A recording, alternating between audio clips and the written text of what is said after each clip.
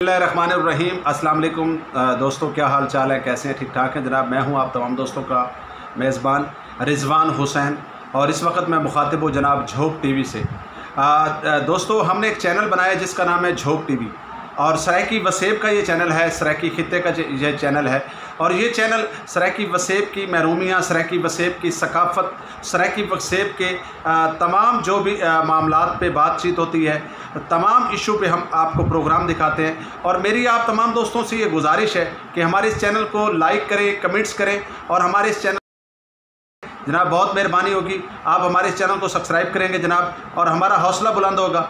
आपसे हमारी ये रिक्वेस्ट है, आपसे हमारी ये छोटी सी गुजारिश है कि आप हमारे इस चैनल को प्रमोट करें जनाब, लाइक करें, कमेंट्स करें और इसकी वीडियो आगे शेयर करें ताकि हमारे इस चैनल को दिन दुगनी रात चुगनी तरक्की अता हो।